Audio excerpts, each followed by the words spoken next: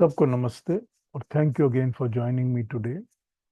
एक मंत्र के छोटे से पार्ट के ऊपर थोड़ा सा डिस्कशन कर लेता हूँ। ये मेरी ही अपनी नोटबुक है जो मैंने लिखा हुआ है। मैं नोट्स बनाता रहता हूँ, ये मेरी नोटबुक है, उसमें से ही पढ़ के आपको सुनाऊंगा। ये 40th अध्याय जो है यजुर्वेद का, उसका भी मंत्र है और ऋग्वेद में भी ये मंत्र आया है। अग्ने नय सुपथाराय अस्मान विश्वानि देव अभियुनानि विद्वान। उसका एक टुकड़ा है जिसका लास्ट पीस है, जो हम कहते हैं भूयिष्ठान्ते नमा उक्तिम विधेम। ये भूयिष्ठान्ते नमा उक्तिम विधेम, इस पोर्शन को पढ़ के आपको सुनाता हूँ। जो मैंने नोट्स बनाए हैं वो सुनाता हूँ आपको। हम आपकी स्तुति, प्रार्थना और गुणगान बहुत बहुत प्रकार से नम्रता पूर्वक करते हैं। हम इसी की बातें कर रहे हैं ना अभी। हम परमात्मा की सगुण निर्गुण यही सब बातें कर रहे हैं। तो यहाँ पर हम बोल रहे हैं भूयिष्ठान्ते नमा उक्तिम विधेम। हम आपकी स्तुति, गुणगान और प्रार्थना बहुत प्रकार से नम्रता पूर्वक करते हैं। स्तुति से, गुणगान से पाप कर्मों से दूर हो जाया जाता है। मन पाप से अलग हो जाता है। प्रभु तो एक रस निर्विकार हैं। न किसी से वो प्रसन्न खुश होते हैं, ना किसी से वो नाखुश या ना अप्रसन्न भी नहीं होते। वहां तो चापलूसी और खुशामद वगैरह चलती नहीं। तब प्रभु की स्तुति में कैसे लाभ होता है? वो यूं होता है कि मनुष्य भावनाओं के बिगड़ने सुधरने से पाप पुण्य कर्मों में लग जाता है। जब मनुष्य की भावनाएं बिगड़ती हैं तो पाप कर्मों में लग जाता है, जब भावनाएं सुधरती हैं तो अच्छे कर्मों में लग जाता है। वृत्तियां कभी बहुमुखी और कभी अंतर्मुखी हो जाती हैं। बाहर की चेष्टाएं मन और बुद्धि पर, और मानसिक बौद्धिक चेष्टाएं शरीर के उपकरणों पर प्रभाव डालती हैं। जो बाहर की चेष्टाएं होती हैं, मतलब जो बाहर के हमारे काम होते हैं और शरीर के काम होते हैं, वो हमारे मन और बुद्धि के ऊपर असर डालते हैं। और जो मन और बुद्धि की चेष्टाएं होती हैं वो शरीर के ऊपर प्रभाव डालती हैं, शरीर के उपकरणों पर प्रभाव डालती हैं। अन्नमय कोश और प्राणमय कोश का मनोमय और विज्ञानमय कोश पर प्रभाव पड़ता है। और इन सब का स्थूल शरीर और प्राण पर प्रभाव पड़ता ही रहता है। अन्नमय कोश जो खाते पीते हैं, और मनोमय कोश, प्राणमय कोश जिस तरह से हम, जहां पर हम सांस लेते हैं, जो हम हर समय जिस एनवायरनमेंट में जीते हैं, इन सब चीजों का मनमय कोश के ऊपर, जो हमारा मन है, और विज्ञान में जो हमारा थॉट प्रोसेस है, अकल है, इसके ऊपर बहुत असर पड़ता है। आसन प्राणायाम तो बाहर की चेष्टाएं हैं जिससे कि हमको लाभ होता है। उसी तरह से स्तुति, प्रार्थना, उपासना, मनन, निधि ध्यासन, ये सब आंतरिक चेष्टाएं हैं। जैसे आसन और प्राणायाम हम बाहर की चेष्टा, बाहर की कोशिश करते हैं, इसी तरह से जो स्तुति, प्रार्थना, उपासना, निधि ध्यासन है, ये हमारे अंदर की प्रैक्टिस, अंदर की चेष्टाएं हैं। ये सब जीवन की संस्तुति हैं, यानी कि रिकमेंडेशंस हैं, बड़ी अच्छी तरह से बताई गई हैं। हम जो भी पढ़ते, लिखते, गाते, बोलते, सुनते हैं, उसका हमारे चिंतन पर, हमारे मन पर, हमारे शरीर पर प्रभाव पड़ता ही है। केवल अपने पर ही नहीं पड़ता, आस पड़ोस पर, पूरी मंडली पर, पूरे ग्रुप के ऊपर, सब पर प्रभाव पड़ता है। और मन एक समय में एक ही ज्ञान ग्रहण करता है। तो अगर हम किसी गलत ध्यान में लगे हैं तो मन उस समय गलत ध्यान ही ले रहा है। वो ज्ञान जो है, वो मन एक टाइम में एक ही ज्ञान ग्रहण करता है। इसीलिए प्रभु भक्ति में अगर मन लग जाता है तो कुटिल और दूसरी बुरी चीजों से मन बच जाता है। मन का ध्यान गलत जगह नहीं जाता। इसीलिए हम परमात्मा की स्तुति, परमात्मा का गुण, परमात्मा की भक्ति करते हैं, ताकि हमारा मन गलत जगह न लगे। तो यह छोटा सा चिंतन था जो मैं अपने ही मंत्रों के नोट्स को पढ़ता रहता हूँ, तो देखता रहता हूँ, तो ध्यान में आ जाती है बात। कल हमने थोड़ी सी बात की थी आ, इंद्र के ऊपर, वेदों में इंद्र के ऊपर। और मैंने आपको थोड़ा सा बताया था रिगार्डिंग दी प्रोसेस। आज नीलांजना हमारे साथ नहीं है, तो इसके ऊपर मैंने और बात नहीं करनी आज। लेकिन मैं सिर्फ ये बताना चाहता हूँ कि होपफुली वो मेरी रिकॉर्डिंग सुनेंगी, होपफुली। बताना सिर्फ ये चाहता हूँ कि हमको ये हमेशा ध्यान में रखना चाहिए, we have to keep it firmly, एकदम ध्यान में रखना चाहिए हमको कि हमारे पास जो भी कुछ है वो सब कुछ हमारा परमात्मा का दिया हुआ है। और परमात्मा की दी हुई चीजें, वस्तु, जो भी है परमात्मा का। लेकिन यहाँ पर एक फैक्टर है जो हमको हमेशा याद रखना चाहिए। मैं दो चार बातें बता रहा हूँ आपको, उसके बाद हम चले आएंगे वापस गीता के ऊपर। कि तीन चीजें परमानेंट हमेशा होती हैं, ये तो गांठ बांध के रख लीजिए बस। और फिर जितने प्रिंसिपल्स आप सोचते हैं, बनाते हैं, साइंस के बारे में सोचते हैं, उनमें ये बेसिक चीजों को याद हमेशा रखिए। बेसिक क्या होती हैं? कि तीन चीजें तो परमानेंट हैं, ना कभी पैदा होती हैं ना कभी मरती, हमेशा रहती हैं, नित्य हैं, परमानेंट है। उसमें पहली, और ये तीन चीजों की ही सत्ता है। सत्ता का मतलब सत्य होता है, ट्रुथ। सत्ता का मतलब एंटिटी भी होता है, मतलब है कि इनकी एक एंटिटी है। तो जिसकी एंटिटी होती है वो सत्य होती है, उसकी सत्ता होती है। और वो वस्तु सत्य होती है, यानी होती है बस।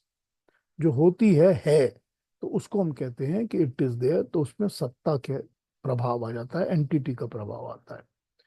तो पहली वस्तु होती है परमात्मा, जो कि परमानेंट है, ना कभी पैदा होता है ना मरता है, ना कभी आदि है ना अंत है, हमेशा है। उसकी सत्ता है, वो सत्य है। उसी तरह से दूसरी चीज होती है जीवात्मा, यानी हमारे और आपके अंदर जो ये सोल है, जिसको हम जीव आत्मा कहते हैं या जिसको हम रूह कहते हैं। ये सोल जो होती है हमारी, ये परमानेंट है, ये इसका कोई आदि नहीं है, कोई अंत नहीं। ये हमेशा है। ये भी सत्ता वाली है, इसलिए ये सत्य है। क्योंकि ये सत्ता वाली है तो सत्य है। और तीसरी परमानेंट चीज होती है मूल प्रकृति। मूल प्रकृति को हम मैटर भी कहते हैं, नेचर भी कहते हैं। या ये कहा जाए कि जो प्रकृति हमको दिखती है, इसका जो बेसिक है, जो इसका एकदम ओरिजिनल बेसिक फॉर्म है, उसको हम मूल प्रकृति कहते हैं। मूल प्रकृति के भी ना आदि होता है ना अंत होता है, ये हमेशा होती है। और ये हमेशा होने से इसको हम सत्ता वाली कहते हैं। तो ये भी सत्य है, इसमें भी सत्ता है। तो क्योंकि ये सत्ता वाली है तो ये सत्य है। तो ये तीन चीजें परमानेंट जो हैं, ये हमेशा रहती हैं।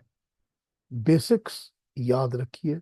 जब दूसरे प्रिंसिपल्स की आप बातें करेंगे तो बेसिक्स को हमेशा दिमाग में रख के बात करिए या सोचिए।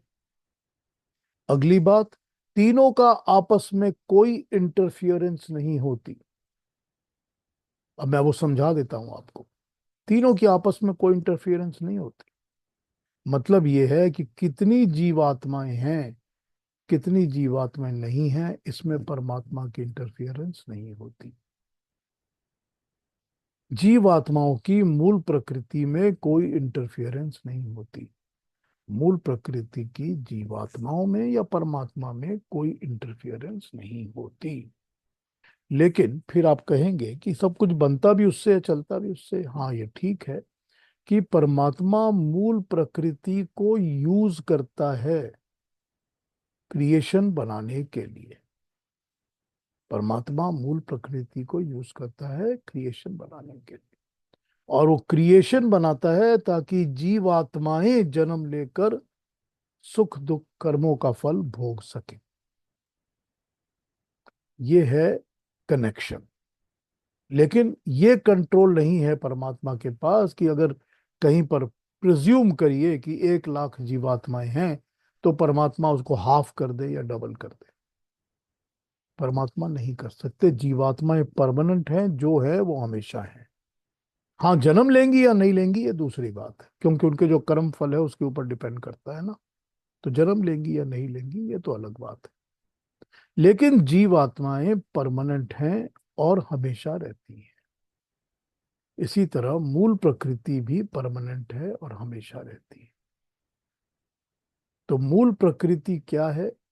वो है जिसको कि हम परमाणुओं के रूप में कहते हैं, जिसकी मैंने कल बात की थी कि वो परमाणु जो अंतर्मुखी होके सोए रहते हैं, इंटरनलाइज्ड होते हैं, एक दूसरे के या न्यूट्रलाइज्ड होते हैं, यूं कहा जाए उसको।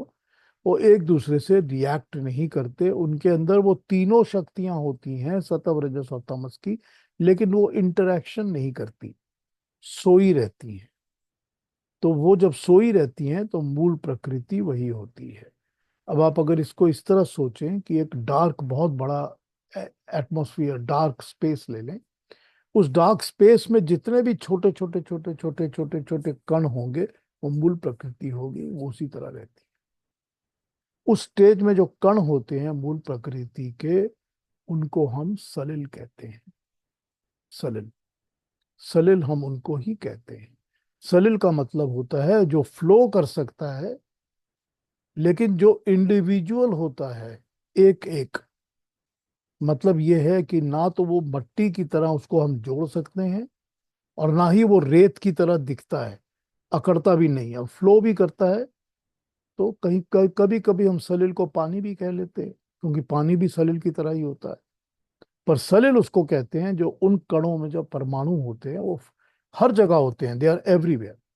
और ये जो एवरीवेयर है ना, इसको हम व्योम कहते हैं।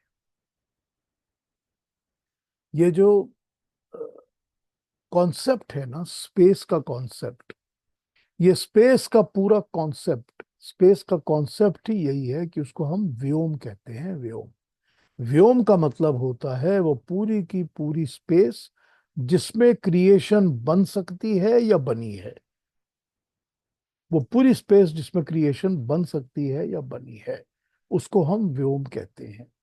तो जो सारा व्योम है, उस सारे व्योम में मूल प्रकृति के कण, जिसको हम सलिल कहते हैं, हमेशा ही तैरते या फ्लो करते रहते हैं।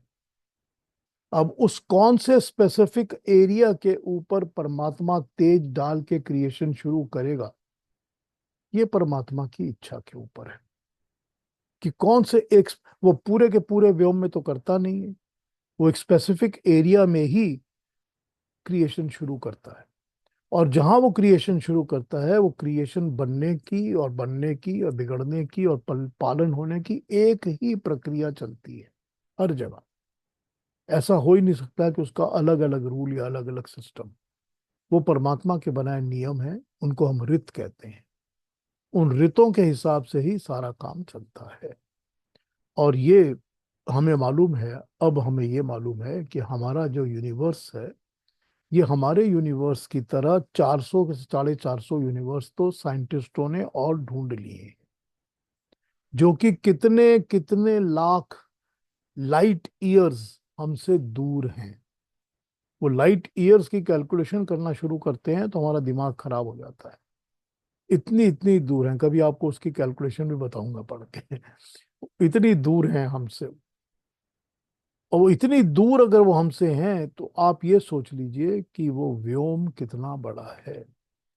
और ये माना जाता है, कहा जाता है कि परमात्मा जो है वो क्रिएशन 1/4 एरिया में ही कर रहा है।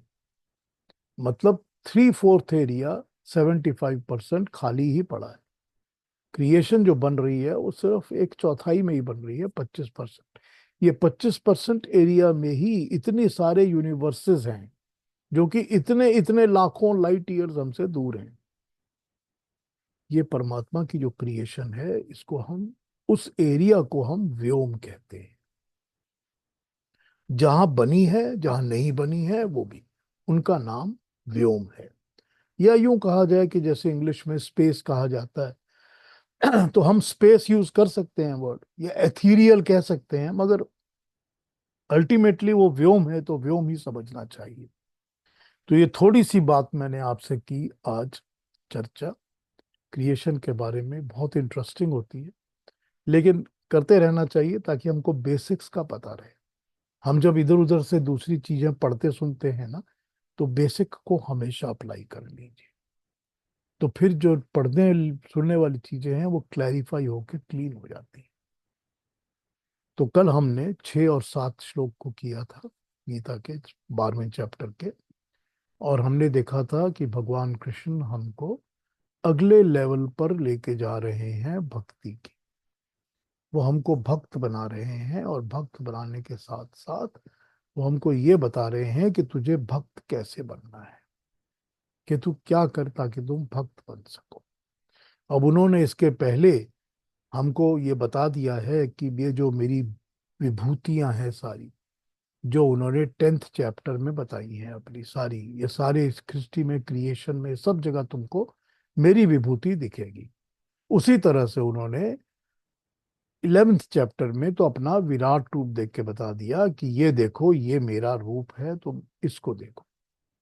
फिर उन्होंने ये बता दिया कि इन सब चीजों की, क्योंकि ये सगुण रूप है, जो विभूतियां है वो परमात्मा का सगुण, जिसके गुण हमको दिखते हैं, जो हमको दिखता है या आभास होता है या समझ आता है, वो सब कुछ सगुण है। तो उन्होंने बता दिया कि ये तो सब कुछ मेरा सगुण रूप है, लेकिन मेरा जो अव्यक्त रूप है, जो दिखता नहीं है, समझ में नहीं आता, वो मेरा निर्गुण रूप है, जो तुमको आंखों से दिखता नहीं। उसका ये मतलब नहीं कि निर्गुण रूप में कोई गुण नहीं है, ये मतलब नहीं है। निर्गुण रूप में पूरे के पूरे गुण हैं, पर दिखते नहीं है, दिखने का गुण नहीं है, आभास होने वाला नहीं। तो तुमने सगुण रूप की अगर पूजा करनी है, उपासना करनी है, तो उसकी क्या कंडीशंस हैं, और निर्गुण रूप की उपासना करनी है तो क्या कंडीशंस है, ये हमने कंडीशंस को पढ़ा। उसके बाद वो आ जाते हैं कि ये सच है कि निर्गुण रूप की उपासना ही अल्टीमेट उपासना है, कि तुझको अगर ऊपर उठना है तो सगुण रूप की उपासना से तू ऊपर उठेगा, यानी कि नेक्स्ट लेवल पर आएगा तो निर्गुण की उपासना करेगा।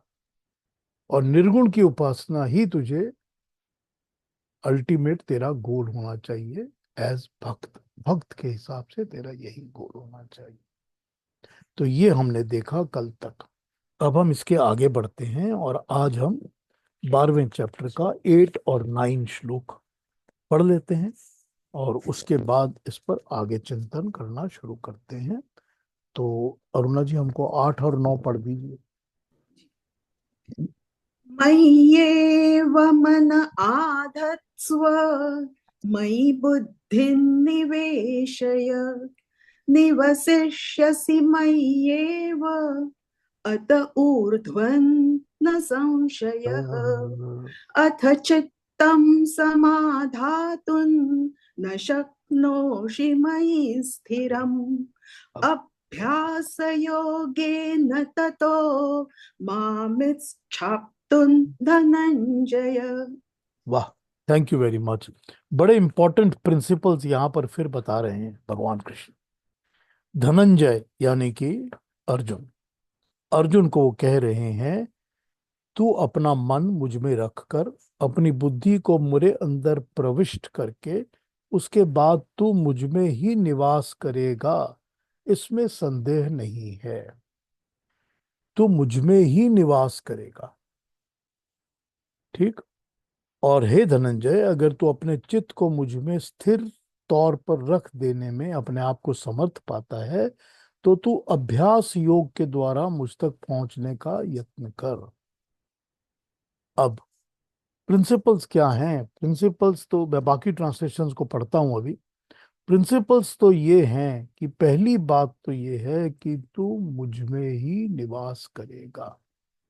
इसका मतलब तो ये है कि जब तू पूरी तरह से रम जाएगा मेरे अंदर, मेरी भक्ति में, मेरे ख्याल करने में, मेरी ही चिंता करने में, तेरे कर्म भी मेरे तरह मेरे लिए ही होंगे, तेरा मनन चिंतन भी मेरे लिए होगा, मैं ही नित्य युक्त हो जाएगा, तू परमानेंटली मेरे से जुड़ा हुआ।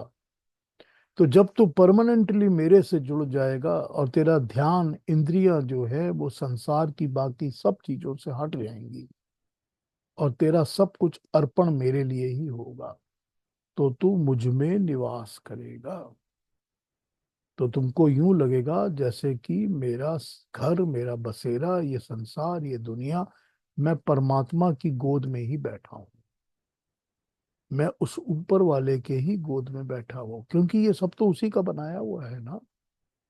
उसने तो विभूतियों में तो बता ही दिया ना कि ये सब मेरी ही चीजें हैं ना जो तू यूज कर रहा है। चाहे वो पानी है, और चाहे आग है, और चाहे जमीन है, और चाहे आसमान है, चाहे जो भी है, ये सब मेरा बनाया हुआ।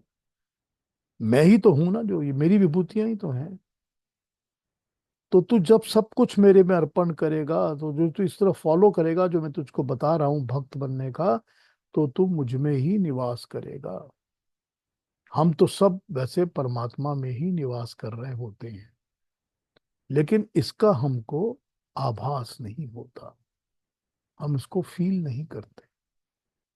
हम फील जब करने लगेंगे, तब हमें पता चलेगा कि वाकई में हम रहते तो परमात्मा के ही प्रविष्ट करके उसके अंदर ही रहते हैं। हम तो हमेशा ही उसकी गोद में पल रहे होते हैं। ये दूसरी बात है कि हम उसको समझें या ना समझें। लेकिन जब तो इस तरह फॉलो करेगा, जो तेरे कर्म हो गए वो मुझको डेडिकेट हो जाएंगे, जो तेरी बाकी ऐसी एक्टिविटीज, जैसा उन्होंने बताया हुआ है कि तू कर्म फल से हट जाएगा, इंद्रियों पर निग्रह करेगा, श्रद्धा पूर्वक नित्य युक्त होगा मेरे साथ, तो तू मेरे में ही प्रवेश कर जाएगा, तो मुझ में ही निवास करेगा। इसमें तो कोई संदेह नहीं है। तो उन्होंने तो एक और गारंटी दे दी कि इसमें कोई डाउट ही नहीं है कि तू मेरे में ही निवास करेगा। और फिर वो अगला प्रिंसिपल अगले श्लोक में क्या बताते हैं? वो अगला प्रिंसिपल बताते हैं कि हे धनंजय, अर्जुन, अगर तेरे को मुश्किल लगता है, अगर तुझको ये मुश्किल लगता है कि तू नहीं कर सकता, तो इसको करने का अभ्यास कर। नेक्स्ट स्टेप में वो बता रहे हैं कि अभ्यास योग के द्वारा, अभ्यास के साथ जोड़कर द्वारा, practice makes a man perfect. ठीक, वही बता रहे हैं। तो ये क्या कहते हैं कि तू अभ्यास कर। अगर चित्त में स्थिर वृत्ति अपने आप नहीं आ रही, तो स्थिर वृत्ति का अभ्यास, अभ्यासेन तू कौन्तेय, ये उन्होंने 635 में कहा था, छठे चैप्टर के 35वें श्लोक में, अभ्यासेन तू कौन्तेय, कि अर्जुन तू अभ्यास कर। पहले भी कह चुके हैं कि ये दुर्निग्रह मन अभ्यास से ही वश में आता है, स्थिर होता है। मन को वश में करने के लिए तो अभ्यास करना ही पड़ेगा। तो ये एक अभ्यास का जो उन्होंने प्रिंसिपल दिया है गीता में, और वैराग्य। अगर आप सारी की सारी गीता में से ये दो शब्दों को ही चुन लें कि मुझको तो इन दो शब्दों के ऊपर कॉन्सेंट्रेट करना है, अभ्यास और वैराग्य, बस जीवन तर जाएगा। और कोई चीज की जरूरत ही नहीं पड़ेगी जिंदगी में। फिर तो ये होगा कि वैराग्य, हर बुरी चीज से, हर दुनिया की चीज से, हर बुरे काम से, हर स्वार्थ से, हर मेरेपन से, मेरा से वैराग्य। दुनिया की चीजों से, प्रकृति से जुड़ी हुई जो चीजें हैं उनसे वैराग्य। उनसे अपने आप को दूर हटा लीजिए, उनसे विरक्ति कर लीजिए, और इस चीज का अभ्यास करिए। बिना अभ्यास के ये होगा नहीं। तो कांस्टेंट प्रैक्टिस, क्या कहा? नित्य युक्त, हमेशा ही इसमें जुड़े रहो। ये नहीं हो सकता कि 10 मिनट किया, 15 मिनट नहीं किया, आज किया कल भूल गए, ऐसे काम नहीं चलेगा। नित्य युक्त। तो ये जो नित्य युक्त होता है ना, यही अभ्यास होता है। तो जब अभ्यास होगा तभी काम होगा। और किस चीज का अभ्यास? तो पहले बता चुके हैं, वैराग्य का अभ्यास। अब बता रहे हैं मुझ में जुड़ने का अभ्यास, कि मुझसे तो जुड़ेगा, इस चीज का अभ्यास कर, तो मेरे में प्रवेश कर जाएगा, मेरे अंदर निवास करेगा, उसका अभ्यास कर। तो उसके अभ्यास की प्री कंडीशंस तो पहले बता चुके हैं। वो जो जितनी भी कंडीशन वो बता चुके हैं, इंद्रियों पर निग्रह करना, सम बुद्धि रखना, अपने कर्मों को सारा संसार के भले के लिए करना, इसमें नित्य युक्त रहना, पूरी श्रद्धा के साथ, ये सब बता चुके हैं पहले। बताने के बाद वो इस पर आ रहे हैं कि तू किस तरह से अभ्यास के द्वारा इसको प्राप्त कर सकता है। तो बिना अभ्यास के तो हम किसी चीज को प्रैक्टिस कर नहीं सकते, हम पूरा कर ही नहीं सकते बिना प्रैक्टिस के। हर चीज हमें प्रैक्टिस करनी ही पड़ती है, बार बार करनी पड़ती है, तभी तो आता है ना। वो कर्सर के ऊपर तो हाथ लगा लगा के ABCD लिखना सिखाते हैं ना, बार बार प्रैक्टिस कर करके ही सीखते हैं ना हम, कि यूं लाइन खींचेंगे तो ये A बनेगा। तो ऐसे ही होता है ना, वो प्रैक्टिस ही करना पड़ता है। बिना अभ्यास के तो कोई चीज हम सीख नहीं सकते।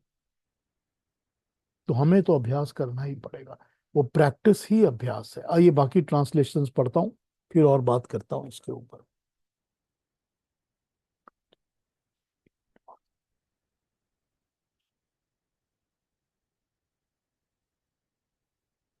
Therefore, fix your mind on me and establish your intellect in me. Thereafter, you will abide solely in me. Abide in me. There is no doubt about it. Abide in me, Nivas. If you cannot steadily fix the mind on me, Arjun, then seek to attain me through the yoga of practice, यानी कि अभ्यास। अभ्यास का योग, योग मतलब उससे जुड़ जाना। अभ्यास का योग, अभ्यास से जुड़ जाना। दूसरी ट्रांसलेशन भी देखता हूँ, फिर आ जाते हैं और बात।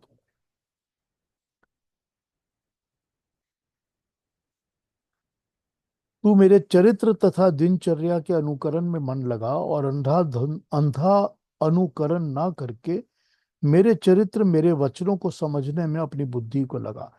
तब तेरा वास्तव में अनुकरण होगा, और जब तू ऐसा ही कर लेगा उसके पश्चात तू मुझ में ही निवास करेगा, इसमें संदेह नहीं है।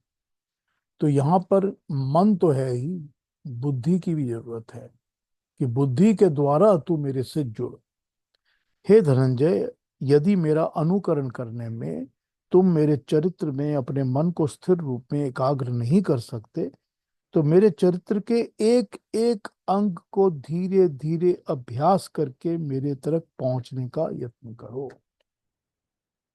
तो यही कहा ना, इतनी सारी बातें, इतने सारे गुण, इतने सारी अच्छी बातें बता दी हैं, तुम एक एक को चुनो ना, वो एक के ऊपर ही अभ्यास करना शुरू करो। कम से कम कहीं तो पहुंचोगे ना उसी तरह। तो एक के बाद एक चुनना शुरू करोगे तो अपने आप प्रोग्रेसिवली पहुंच जाओगे मेरे पास। परमात्मा में मन लगाकर अपनी बुद्धि को उसी में स्थिर करो, तब तुम मेरे परमात्मा में ही निवास करोगे, इसमें कोई संशय नहीं है।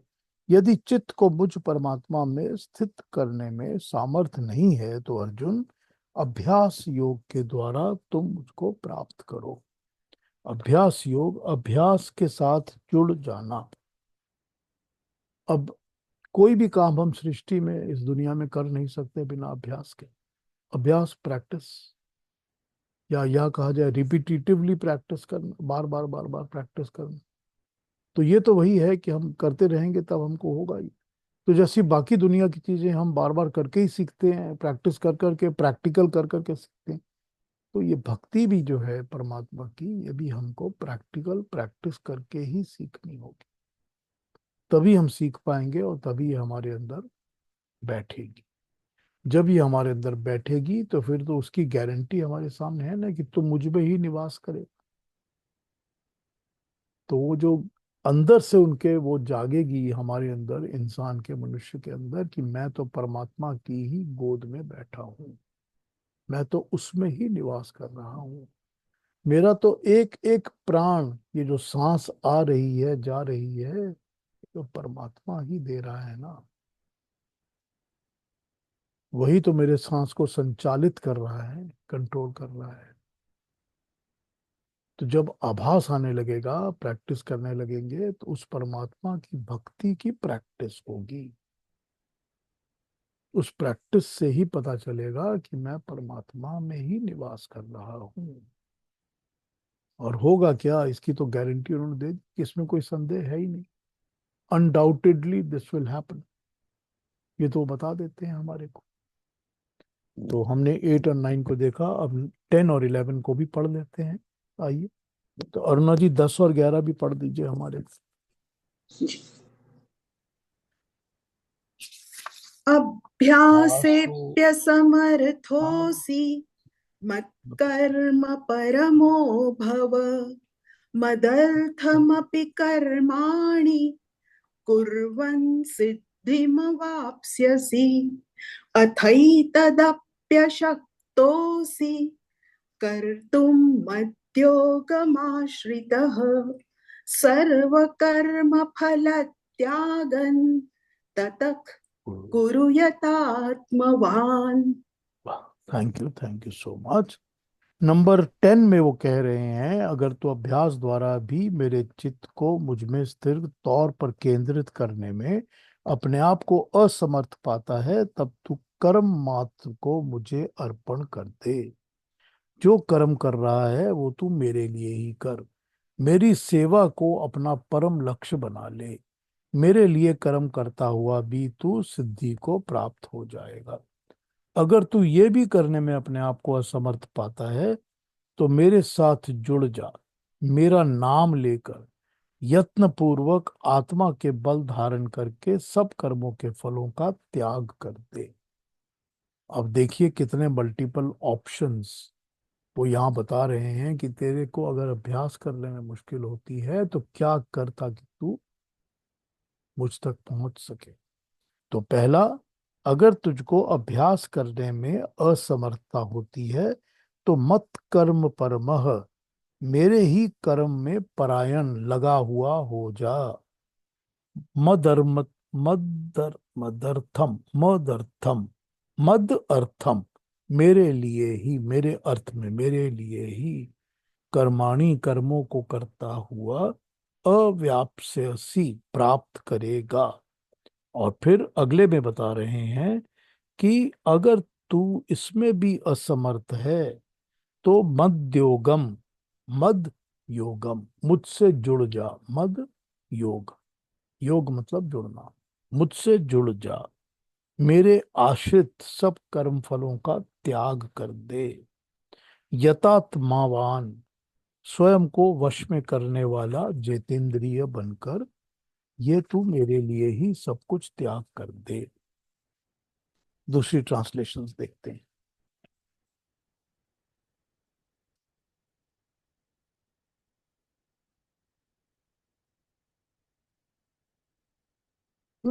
If you are unequal even to the pursuit of such practice, be intent to work for me.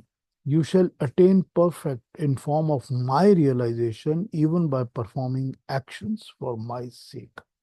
If taking recourse to the yoga of my realization you are unable to even do this, then subduing your mind and intellect, etc., relinquish the fruit of all your actions.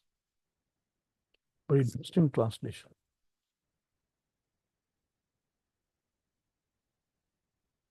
हे अर्जुन, आर्यों के विशाल महाभारत साम्राज्य की स्थापना का बीड़ा मैंने उठाया है।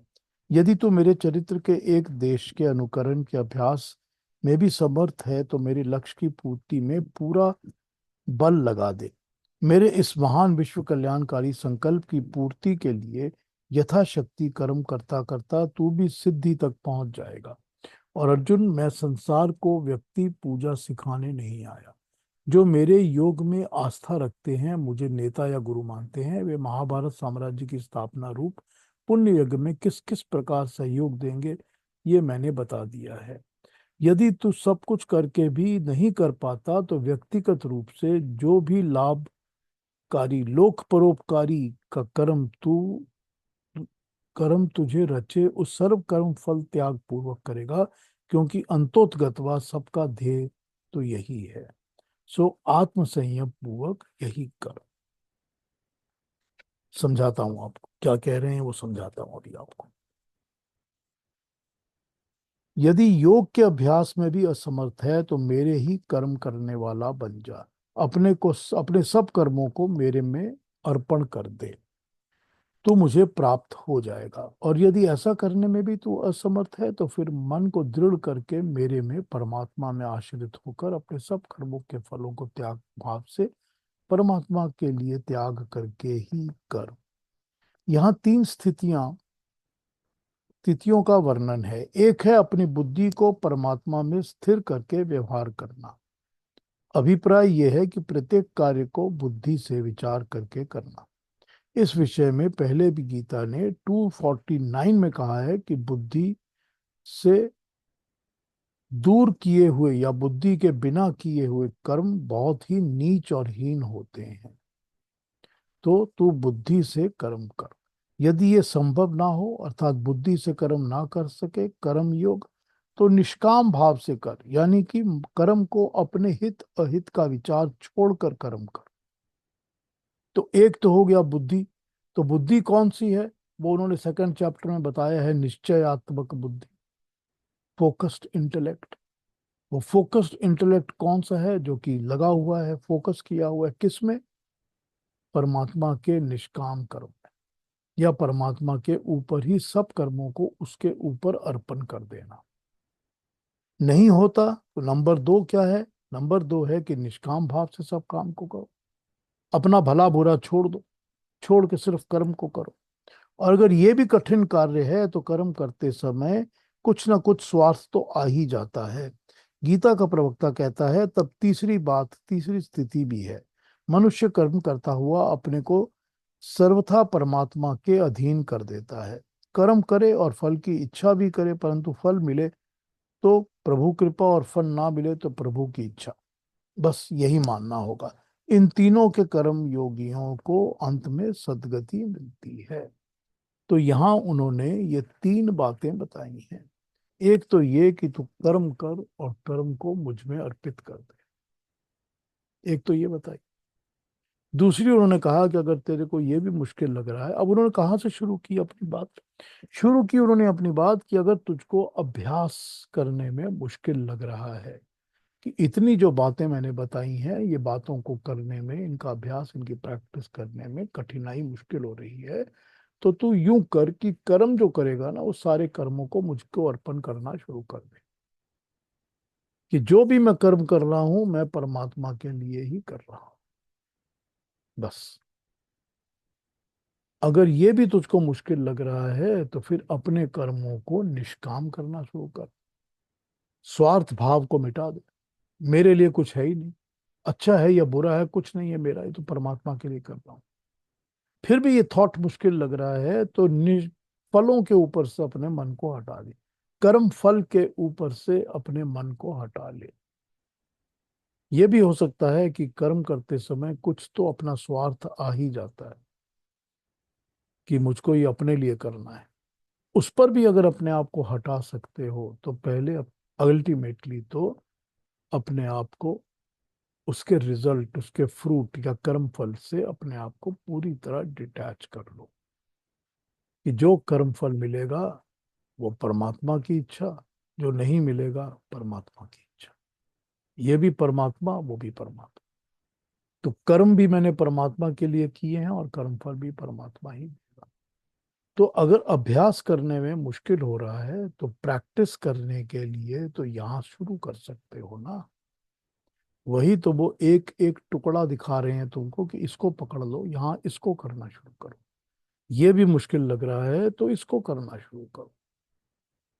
तो उन्होंने पहले तो बता दिए कि कौन कौन सी चीजें करके तू भक्त बन सकता है।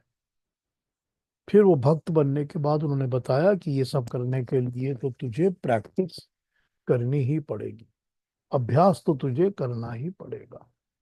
और अभ्यास भी बता दिया कि अगर तुझको बहुत मुश्किल लग रहा है ये सब कुछ करना, तो यूं कर कि तू कर्मों को मेरे अंदर अर्पण करना शुरू कर दे। कि जो भी मैं कर्म करता हूं वो परमात्मा को ही अर्पित, समर्पित कर्म कर रहा हूं। मुश्किल लग रहा है ये भी करना, तो कर्म फलों को छोड़ दे। कि कर्म का जो फल मिलेगा वो सारा फल परमात्मा ही देंगे, परमात्मा का ही है, अच्छा भी है बुरा भी है। कहीं ना कहीं से तो पकड़ ले इस बात को, कुछ भी तो पकड़ लेगा तो इवेंचुअली तू मेरे तक पहुंच जाएगा। तो ये सारा का सारा रास्ता खुलने लगेगा। क्योंकि सब चीजें तो एक के साथ दूसरी लिंक होती है ना, अटैच होती है ना। जैसा एक होती है वैसे ही दूसरी होती है, वहीं से दूसरी चीज का दरवाजा खुलता है। तो अगर कर्मों को अर्पित करेंगे, कि हमने कर्मों को परमात्मा में अर्पित कर दिया, तो कर्म फल तो अर्पित हो गए ना। फिर हम कर्म फल कर को वो करेंगे ही नहीं, कोई भी अपने अंदर इच्छा, हमारे फर्क पड़ेगा ही नहीं, हमारे अंदर फलों की आशा नहीं होगी। और अगर हम कर्म फलों की आशा को छोड़ देते हैं कि हमको किसी कर्म फल से कोई आशा का कुछ लेना देना ही नहीं है, तब तो अपने आप कर्म परमात्मा के लिए अर्पित हो गए ना। हो ही गए ना। जब हम कर्म फल की आशा ही छोड़ देंगे कि हमको फर्क ही नहीं पड़ता कि इसका फल ये मिलता है या वो मिलता है या क्या मिलता है, तो हम कर्म वही करेंगे कि हम तो परमात्मा के अर्पित होकर ही कर्म कर रहे हैं। तो किसी तरह से इस तरह नाक पकड़ो या हाथ घुमा के नाक पकड़ो, बात तो एक ही है ना। तो वो तो इस तरह हमारे को अलग अलग तरीके से हमको मोडस समझा देते हैं परमात्मा कि किस तरह से तू क्या कर, कुछ तो कर ले। जो भी तू करेगा, you might find this difficult but you can take that option. तो कितने सारे ऑप्शंस अवेलेबल हैं। वो तो एक एक एक एक करके हमको अलग अलग स्टेप्स दिखाते जा रहे हैं कि तू किसी ना किसी तरह तो कोई ना कोई तो स्टेप पकड़ ले, किसी पर तो चढ़ तू। तो जब तुम एक पकड़ोगे तो दूसरे का रास्ता खुलेगा। और वो जो पहला निचले स्टेप में सारा कुछ ही इतना मुश्किल लग रहा है, वो पहले स्टेप पे चढ़ने के बाद अपने आप ही रास्ता खुलना शुरू हो जाएगा। तो वो चीजें जो हैं भगवान कृष्ण बड़े डिटेल में हमको एक एक करके बता रहे हैं। तो उन्होंने हमको 10 और 11 में अभी यही बताया है कि अगर तुझको अभ्यास करने में मुश्किल हो रही है तो अभ्यास से अपने चित्त को मेरे अंदर स्थिर नहीं कर पाता। अपने चित्त को, अपने कॉन्शियस को मेरे अंदर स्थित नहीं कर सकता। स्थिरम चित्तम, चित्त को एकाग्र, समाधातुम, समाधातुम एकाग्र किया हुआ, समाधिस्थ किया हुआ नहीं कर पाता। तो तू कर्म मात्र को मुझको अर्पण कर दे। जो तू कर्म करेगा वो मेरे को ही लक्ष्य समझकर मेरे को अर्पण करके मेरे को लिए ही कर रहा है, मेरी सेवा में ही कर रहा है, ये कर दे। और अगर इसमें भी मुश्किल लग रही है तो मेरा नाम लेकर तू कर्म के फलों का त्याग कर दे। यत्न पूर्वक आत्मा के बल में धारण करके कर्मों का फल को मुझ में त्याग कर दे।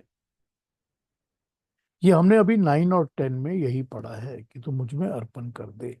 11 में अब वो बोलेंगे हमको कि तू कर्म फलों को मुझको त्याग कर दे। तो इसको 11 और 12 को भी पढ़ लेते हैं, तो उन पर भी बात कर लेंगे अभी। ठीक है ना। तो ऐसा करते हैं 11 और 12 को भी पढ़ लेते हैं। अरुणा जी 11 और 12 भी पढ़ दीजिए हमारे को। जी।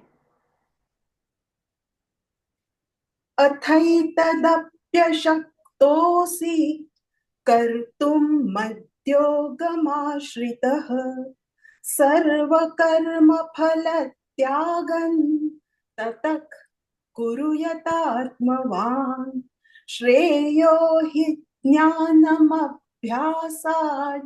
ज्ञानात् ध्यानं विशिष्यते ध्यानात् कर्मफलत्यागस् त्यागात् शान्तिरनन्तरम्। Thank you. बड़े अच्छे वर्ड्स हैं यहाँ। नंबर 11 में वो कहते हैं अगर तू ये करने में भी अपने आप को असमर्थ पाता है तो मेरे साथ जुड़कर मेरा नाम लेकर यत्न पूर्वक आत्मा में बल को धारण करके सब कर्मों के फलों का त्याग कर दे। और 12 में वो कहते हैं अभ्यास मार्ग से ज्ञान मार्ग श्रेष्ठ है, ज्ञान मार्ग से ध्यान मार्ग विशेष है, ध्यान मार्ग से कर्म मार्ग के त्याग का मार्ग और भी विशेष है, क्योंकि त्याग से तुरंत शांति मिलती है। प्रिंसिपल्स और भी सेट होके बता दिए उन्होंने। यहाँ पर वो क्या बोल रहे हैं, यहाँ वो बोल रहे हैं कि यदि तुझको इन सब चीजों में मुश्किल हो रही है तो जितने भी सर्व कर्म कर्म फल त्यागम, सब कर्मों के फलों का त्याग कर दे। स्वयं को वश में करने वाला बन जा। तूने अपने आप पर कंट्रोल कर लिया है, कोई भी फल जो है वो अब तेरे काम का नहीं है, तू अपने उस पर ध्यान मत दे।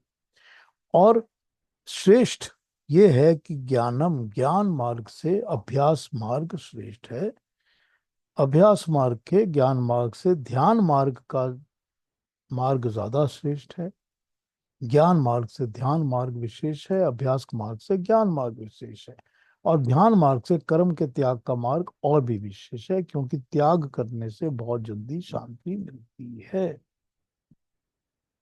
अब इसको समझ लेते हैं कि क्या बोल रहे हैं वो। इनकी बाकी ट्रांसलेशंस पढ़ता हूँ, फिर इसके ऊपर वापस आ जाऊंगा।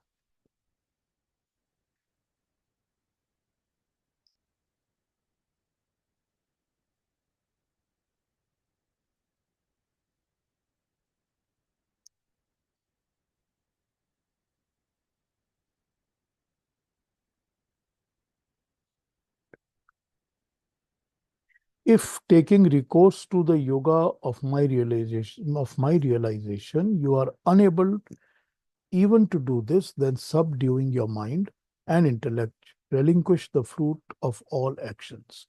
Knowledge is better than practice. Without discernment, meditation on God is superior to knowledge, and renunciation of fruit of action is even superior to meditation. For peace immediately follows renunciation.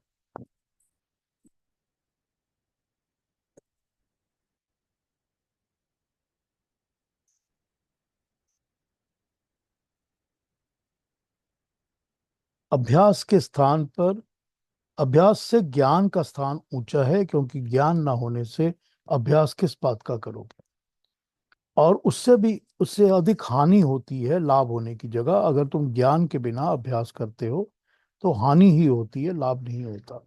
ज्ञान से महापुरुषों के चरित्र तथा परम पुरुष परमात्मा के ध्यान पर भी विशेष स्थान रखता है, क्योंकि ज्ञान से परमात्मा का ध्यान का रास्ता खुलता है और वो ज्यादा सुपीरियर होता है, क्योंकि ज्ञान मात्र से कोरा ज्ञान ही मिलता है, ये आचरण में परिवर्तित नहीं होता।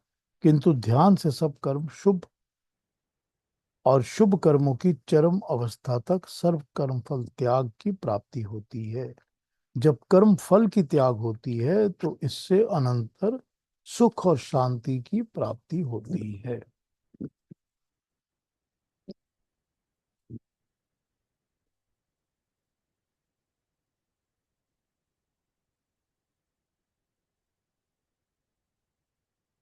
और अगर ऐसा करने में भी तुझे असमर्थता होती है तो मन को दृढ़ करके मेरे में, परमात्मा में आश्रित होकर सब कर्मों के फलों को त्याग भाव से करके, यानी परमात्मा के लिए ही कर।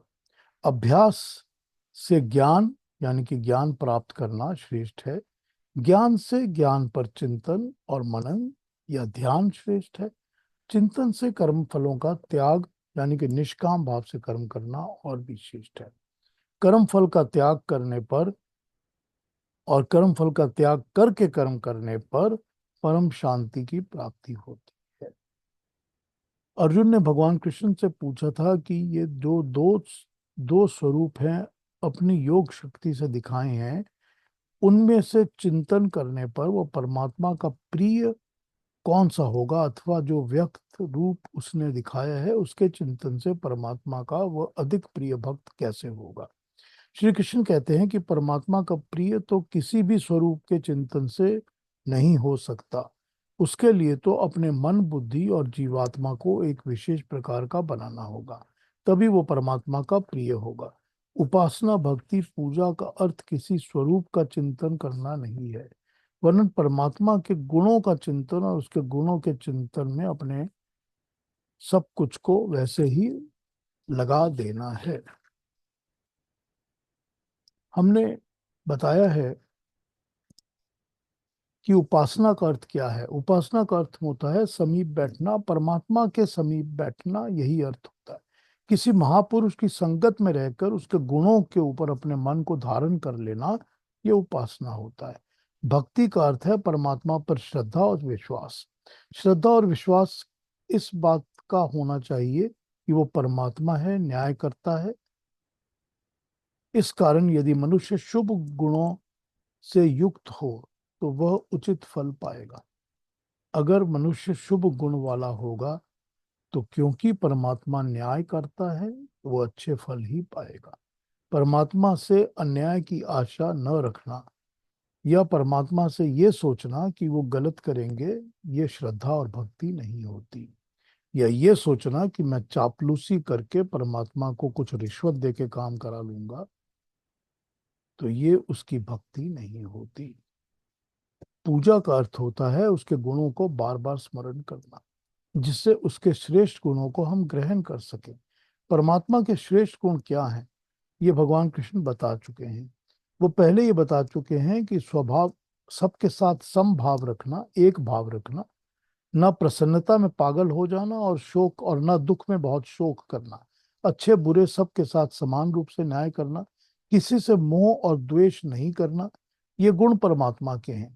इनको अपने में स्वीकार करना ही परमात्मा की उपासना, भक्ति और पूजा है।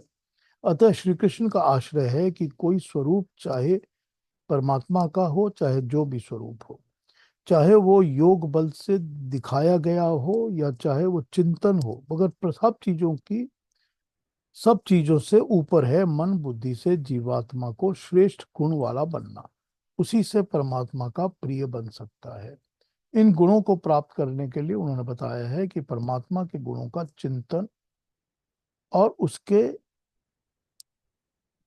गुणों पर चिंतन करना और उसकी न्याय व्यवस्था के ऊपर विश्वास रखना और परमात्मा पर श्रद्धा करना, यही परमात्मा का सच्चा स्वरूप है जो कि तुम्हें ध्यान रखना है। यहाँ ये स्मरण रखना चाहिए कि भगवान कृष्ण ने मैं, मेरा इत्यादि जो शब्दों का प्रयोग किया है वो परमात्मा के लिए ही किया है।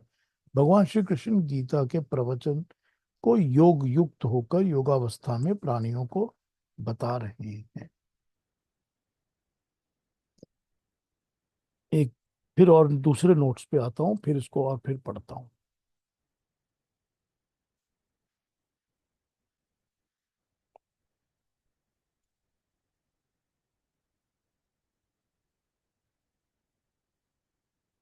थोड़े नोट्स और देख लेता हूँ इसमें क्या लिखा हुआ है, ऑप्शंस।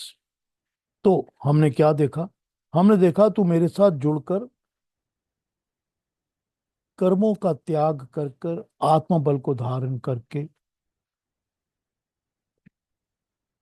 और अभ्यास मार्ग से भी ज्ञान मार्ग श्रेष्ठ है, ज्ञान मार्ग से ध्यान मार्ग विशेष है, ध्यान मार्ग से कर्म फल के त्याग का मार्ग और भी अच्छा है, क्योंकि त्याग से तुरंत शांति मिल जाती है।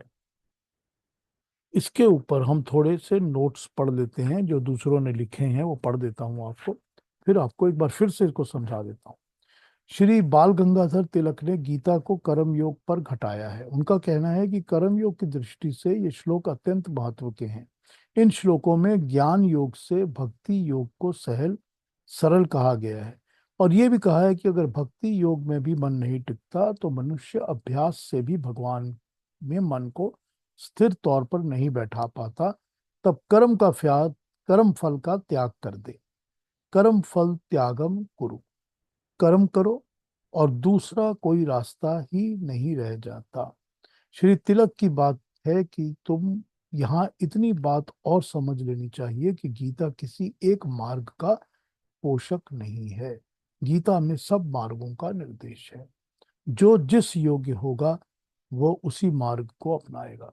कई लोग कर्म के स्थान पे भक्ति की ही प्रवृत्ति के होते हैं, कई भक्ति की जगह कर्म में प्रवृत्त ही होते हैं, कई इन दोनों के लिए अपने को असमर्थ पाते हैं, वो ज्ञान मार्ग से ही जुड़े होते हैं, उसी से आगे बढ़ते हैं।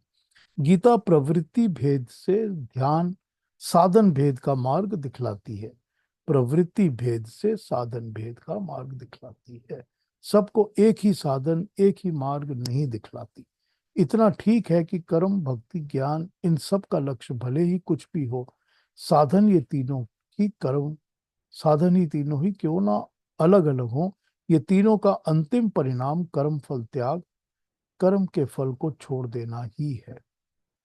कर्म योगी कर्म के फल में आसक्ति छोड़ देता है, भक्त भक्ति योगी कर्म को भगवान को अर्पण कर देता है, ज्ञान योगी कर्म को ही छोड़ने का प्रयत्न करता है। कर्म को तो छोड़ नहीं सकता, इसलिए वो उस कर्म का फल छोड़ देता है। यही गीता ने समझाया है। श्री तिलक का कहना है कि इस श्लोक में स्पष्ट तौर से कर्म फल त्याग का मार्ग को कर्म योग में सबसे उत्तम कहा गया है। अर्थात जो इस वेदांत तत्व को जानता है कि ज्ञान योग की अपेक्षा भक्ति योग श्रेष्ठ है, भक्ति योग की अपेक्षा कर्म योग श्रेष्ठ है, वही पुरुषोत्तम है। इस दृष्टि से कर्म योग का मार्ग सबसे श्रेष्ठ है। जैसा हमने कहा कि श्री तिलक की ये स्थापना ठीक है, तभी गीता में पहले कर्म योग, फिर भक्ति योग और अंत में ज्ञान योग का प्रतिपादन किया गया है। कर्म सबसे आसान है, भक्ति उससे मुश्किल है, ज्ञान योग सबसे मुश्किल है। किंतु ये सब कुछ होते हुए भी प्रवृत्ति भेद अर्थात अधिकारी भेद से भिन्न भिन्न मार्ग है, और सब संभव है कि जो मार्ग एक के लिए सरल हो वो दूसरे के लिए कठिन हो सकता है। इसीलिए सभी मार्ग ठीक है। गीता ने सभी मार्गों का उपदेश दिया है। उपदेश ही नहीं दिया, हर मार्ग की चर्चा करते हुए उसमें अन्य मार्ग को इस प्रकार मिला जुला दिया है कि कभी कभी भ्रम होता है कि गीता कर्म की चर्चा कर रही है या कर्म संन्यास की। तभी अर्जुन को भी समय समय पर संदेह पैदा हो जाता है। इसी कारण तीसरे अध्याय में भी अर्जुन ने कहा था कि आप मिली जुली बात क्यों करते हो, एक बात कहो, मैं ठीक ठीक समझ नहीं पा रहा हूँ। पांचवें अध्याय में भी वो यही कहते हैं कि हे कृष्ण, कभी तुम कर्म संन्यास की बात करते हो, कभी कर्म योग की बात करते हो, एक बात करो। इससे स्पष्ट हो जाता है कि गीता में किसी भी एक मार्ग पर बल नहीं दिया गया, सब मार्गों पर ही एक बराबर बताया गया है। सब मार्गों का अंतिम परिणाम कर्म फल त्याग कहा गया है। इसीलिए सब मार्गों में से एक जान पड़ता है, गीता ने सब मार्गों का समन्वय किया हुआ है। मैं तो सब में एक बराबर हूं, न मेरे लिए कोई बुरा है और ना कोई प्यारा है। जो मेरा भजन करता है, किसी तरह से भी कर्म करता है, कर्म से, ध्यान से, ज्ञान से, मैं उन सब के लिए हूं, वे सब मुझ में है। यही तो भगवान कृष्ण ने 9th चैप्टर के 29 श्लोक में भी बताया था। अब इस पर थोड़ी चर्चा करके समझ लेते हैं कि ये क्या बताया गया है। इवेंचुअलिटी तो ये है इसमें, अल्टीमेट तो ये है कि तुम जब कर्म फल का त्याग करोगे, कर्म फल से जुड़ने का त्याग करोगे, कर्म फल की आशा का त्याग करो, तो तुमको शांति मिलेगी। अब ये है प्रैक्टिकल बात। प्रैक्टिकल क्या है? मन के अंदर तो विचलता चंचलता घूमती फिरती रहती है ना, कॉन्स्टेंटली उछल कूद मची रहती है। ये होगा या ये होगा या ये मिलेगा या वो मिलेगा, आज मैंने ये किया इसका ये फल मिलेगा, थोड़ी देर बाद ये किया उसका क्या फल मिलेगा। कॉन्स्टेंटली उछलता रहता है इंसान के अंदर, दिमाग के अंदर ये चीजें। तो जब ये कर्म फलों का त्याग होगा, कि फल का तो मैंने त्याग कर दिया, मुझको तो कर्म फल से फर्क ही नहीं पड़ता है, ये सब परमात्मा का काम है, जो उसने दिया वो उसकी मर्जी। अच्छा था बुरा था ये भी नहीं पता, क्योंकि अच्छा बुरा भी तो उसी का है, सब दिया हो तो सब अच्छा है। तो जब कर्म फल का त्याग होगा ना, तो शांति मिलेगी। तो सबसे पहले जो मन के अंदर उछल कूद चलती रहती है ना, वो उछल कूद ठंडी हो जाएगी। तो सबसे पहले तो ये बताया कि सबसे ज्यादा तो कर्म फल ही है। अब तू अगर ध्यान योगी है, मेडिटेशन कर रहा है, अभ्यास कर रहा है भक्ति का, या तू ऐसा है जो कि ज्ञान के द्वारा मुझे पाना चाहता है, या तू ऐसा है जो कि कर्मों के द्वारा, सब चीजों का अल्टीमेट जो है वो कर्म फल का त्याग है। तो जो प्रिंसिपल्स इन्होंने सेकंड चैप्टर में ही बता दिए थे कि कर्मों को निष्काम करो, स्वार्थ को त्याग दो, और कर्म फल का आशा को त्याग दो, कर्म फल के साथ जुड़ना छोड़ो। बस चाहे तुम इस तरह समझो या उस तरह समझो, अलग अलग मार्गों से समझो या कोई भी एक मार्ग पकड़ के समझो। अब वो यही बता रहे हैं ना कि हर मनुष्य अलग होता है, तो सबको अलग अलग मार्ग की अलग अलग बातें समझ में आती हैं। किसी के लिए ये ठीक है, किसी के लिए वो मार्ग ठीक है। कोई कहता है कि मैं तो कर्म में लग जाता हूँ, मुझे कर्म तो करना ही पड़ेगा, चाहे कोई कुछ करे, कर्म तो करना ही पड़ेगा। कर्म तो सभी कर रहे हैं। तो कर्म जब कर ही रहे हैं और हो ही रहे हैं कर्म, तो कर्म के फलों से अपने आप को बिल्कुल डिटैच कर दो, उसकी फलों की आशा से अपने आप को पूरी तरह से छोड़ दो। ये जब करोगे तो शांति मिलेगी। परमात्मा के साथ जुड़ने का, परमात्मा को पाने का सबसे सरल, सबसे आसान तरीका यही कि कर्म फलों का त्याग कर दो, कर्म फल की आशा का त्याग कर दो, उसके साथ जुड़ना छोड़ो। जो मैं कर रहा हूं वो सब करके उसी को अर्पित कर दिया है, जो फल मिलेगा वो उसकी मर्जी। पर it does not make any difference. तो जब इस चीज से उठ जाओगे ऊपर, तो शांति मिलनी शुरू होगी, मन स्थिर होगा। जब मन ठंडा हो जाएगा, स्थिर हो जाएगा, तो मन लगाने का अभ्यास शुरू हो जाएगा कि अब मन के अंदर चंचलता कम हुई है, उछल कूद कम हो गई है, तो मन लगना शुरू हो गया। तो जब मन लगना शुरू हो जाएगा तो अपने आप ध्यान लगेगा, ध्यान लगेगा तो ध्यान में ज्ञान भी मिलेगा। तब ज्ञान जो मिलेगा वो समझ में आने लगेगा कि जो ज्ञान मिला था वो अब समझ आ रहा है कि क्या मिला था, कि इस ज्ञान का असली मतलब क्या है। तभी समझ आएगा जब उस ज्ञान के ऊपर चिंतन मनन होगा, जब वो ध्यान की तरह बैठ जाएगा ज्ञान अपने दिमाग के अंदर। और ये होगा ही तब जबकि ये सारा मन शांत होगा। और मन शांत होगा ही तब जब तुम कर्म फलों के ऊपर से अपनी आशा को छोड़ दो। कैसे भगवान कृष्ण अपनी बातों को प्रिंसिपल की तरह बैठा बैठा के समझा देते हैं, एक के बाद एक। हाँ जी, किसी ने कुछ पूछना हो, कहना हो तो बोल जी, जो भी कुछ पूछना हो पूछ। हाँ जी। बहुत अच्छा पीयूष जी। कई बार तो ऐसा लगता है कि भगवान में खो गए हैं। भगवान प्रत्यक्ष बैठे हुए हैं, समझा रहे हैं। ऐसा कई बार फील हो जाता है मेरे को। ये तो वही है ना, ये तो कॉन्स्टेंटली अगर इसको नित्य युक्त कर लेंगे तो लगेगा उसमें ही निवास कर रहे हाँ, हैं। क्योंकि यही। ये आपसे लेसन सुनती हूँ, फिर वो बुक्स पढ़ती हूँ, तो ऐसा लगता है कि पूरी तरह से भगवान में होते जा रहे हैं। लेकिन वो उसके जितनी भी बातें हैं उसके ऊपर अमल कर लेना, वो मैं नहीं कह सकती कि पूरी तरह से हो जाता है। हो जाए। निष्काम कर्म भी करते हैं, इच्छा भी नहीं कोई रखते, फिर भी ऐसा लगता है कि कहीं कोई इच्छा है। वही ऐसा ही है, छूटते छूटते छूटेगी। छूटते यही तो अभ्यास है ना, या यही तो अभ्यास है। हाँ जी, और कोई कुछ कहेंगे, कुछ पूछेंगे, बोलेंगे? हाँ जी, अरुणा जी, आपके कमेंट्स। नहीं, बहुत ही अच्छा लगा पीयूष जी, और द वे यू एक्सप्लेन, वो तो इतना अच्छा लगता है ना। हम्म। पूरा सुनते समय ऐसे लगा, हमारे मराठी में एक वर्ड है गुरु माऊली। अ, परमात्मा ने जिस तरह से हमें समझाया है एक एक स्टेप, ये नहीं हो सकता तो ये करो, वो नहीं हो सकता तो ये कर सकते हो, एक माता जैसे मार्गदर्शन करती है। गुरु ने कैसे होना चाहिए, एक माता का हृदय लेकर।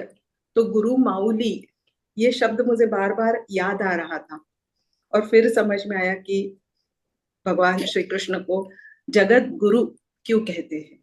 बहुत ही अच्छा, और the way you explain it, बहुत बहुत धन्यवाद। मैं यही कोशिश में रहता हूँ, मुझे पता नहीं होता कि इफ आई एम सक्सेसफुल और नॉट। मुझे लगता है कि कंफ्यूज ना कर दूं, कहीं कोई ऐसी बात ना बोलूं कि लोगों को समझ में ना आए।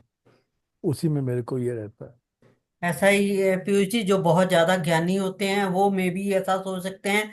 हम तो अज्ञानी हैं, हम तो नहीं, सुन के ऐसे खो जाते हैं कि पूछो नहीं। नहीं ऐसा कुछ नहीं है प्रभा जी। नहीं, वो तो है। ज्ञानी तो है ही ऐसा। नहीं नहीं, वो तो। मनीषा जी कुछ कहेंगी? आज आप हमारे साथ जुड़ी हुई हैं। अच्छा, नहीं सुन रही होंगी शायद। ठीक है। Sita ji, anything you want to से? पीयूष जी, नमस्ते। नमस्ते सबको। नमस्ते मनीषा नमस्ते। जी। सबको नमस्ते। नमस्ते मनीषा जी। हेलो। हाँ जी। हाँ।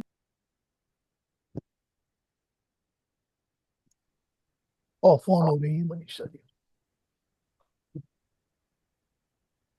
नहीं, आपका म्यूटेड है, यू आर म्यूटेड।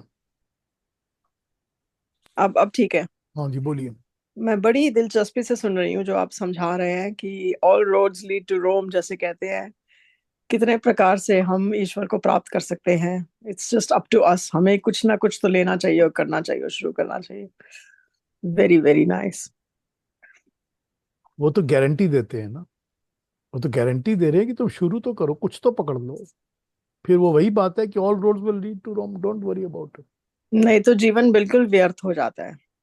यही बात है सर। जीवन का अर्थ ही और कोई नहीं है, बस व्यर्थ हो जाता है। अगर आपने अब ईश्वर की प्राप्ति नहीं की तो व्यर्थ हो गया जीवन। फिर दोबारा जीवन जीवन चाहिए। एंड कितनी बार ऐसे करोगे। कल यही बात बोली थी ना अरुणा जी ने, कल यही बोल रही थी कि हमको यही पता नहीं चलता कि ये सारी जिंदगी निकल गई है, आगे भी यही मिलेगा, कितने जन्म लेने पड़ेंगे, तब ये हम्म। जाके बैठेगी।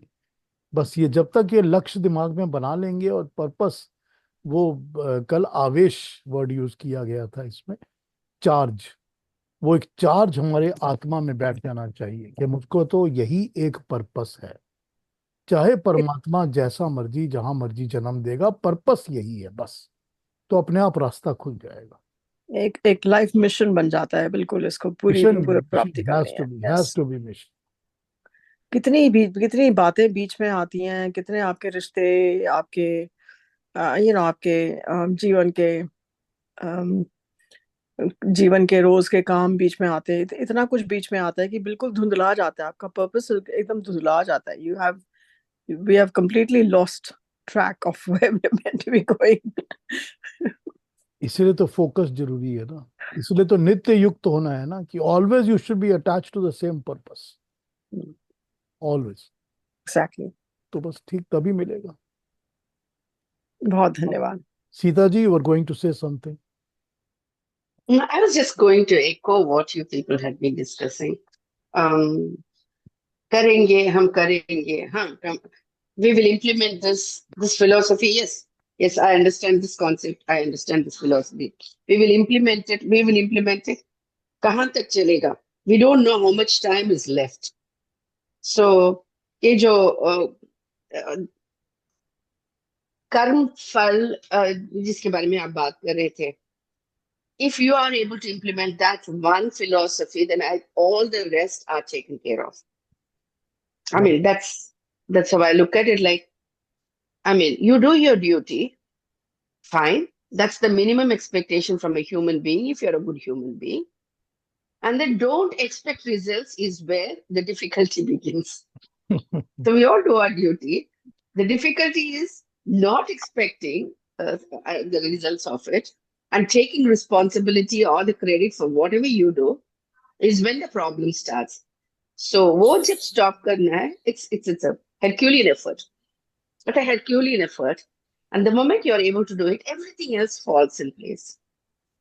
Everything else falls in place. That one philosophy, if you are able to incorporate into every aspect of life, automatically things like settle down.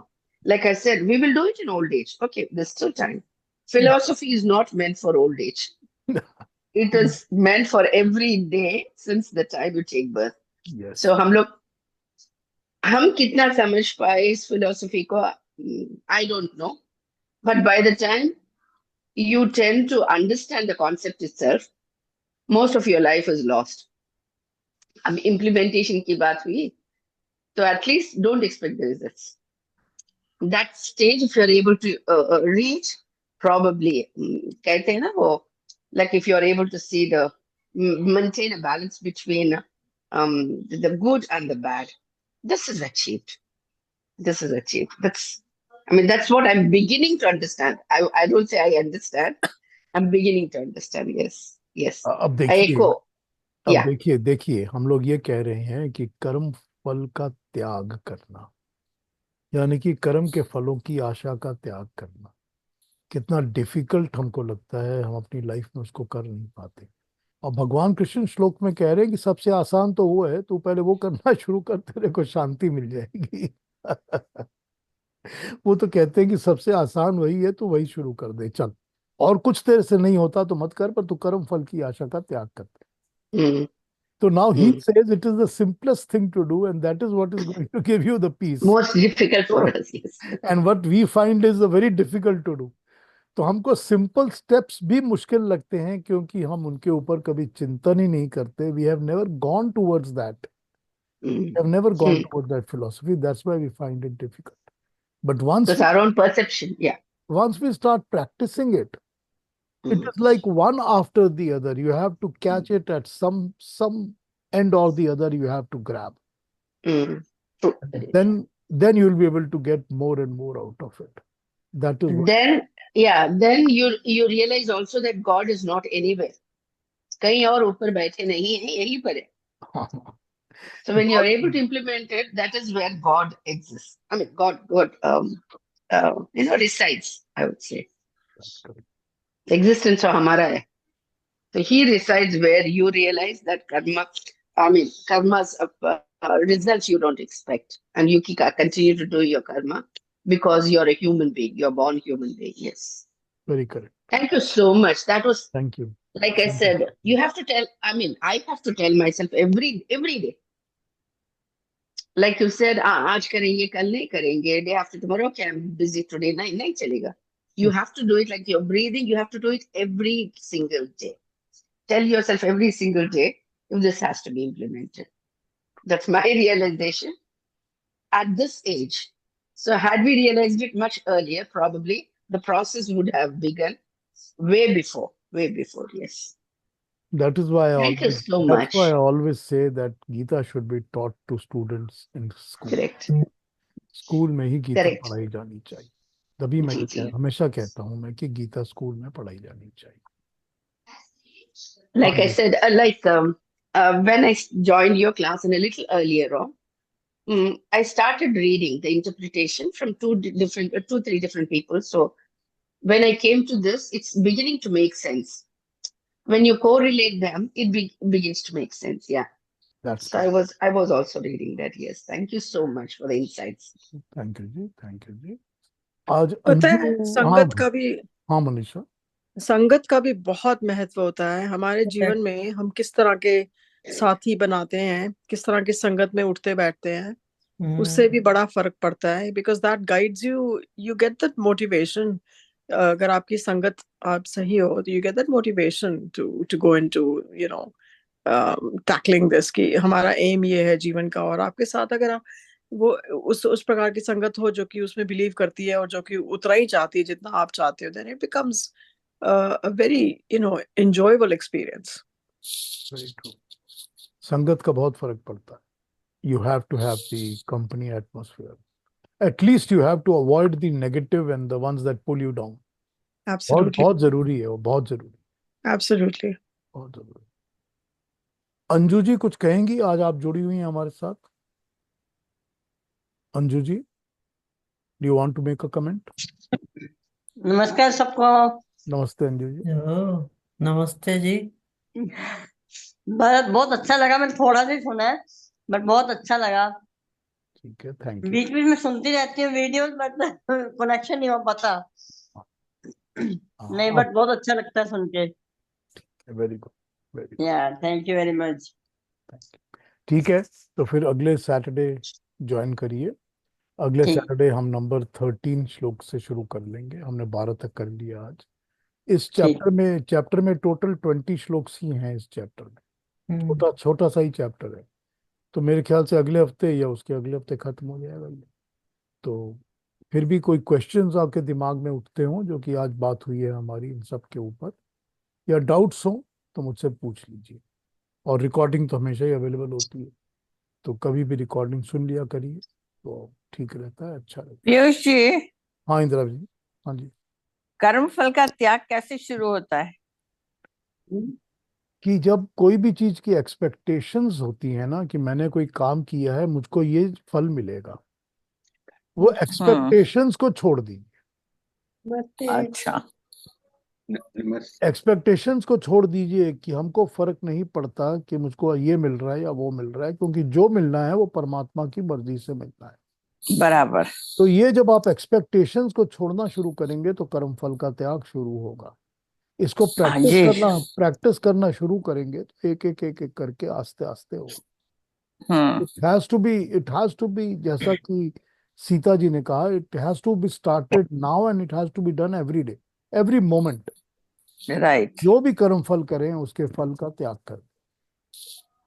तो जो ख्याल बहुत का बहुत त्याग, धन्यवाद पीयूष हाँ, जी। एक्सपेक्टेशंस का फल का त्याग शुरू करेंगे तो शांति मिलेगी, और मिलती भी है, इसमें कोई डाउट नहीं। हम्म।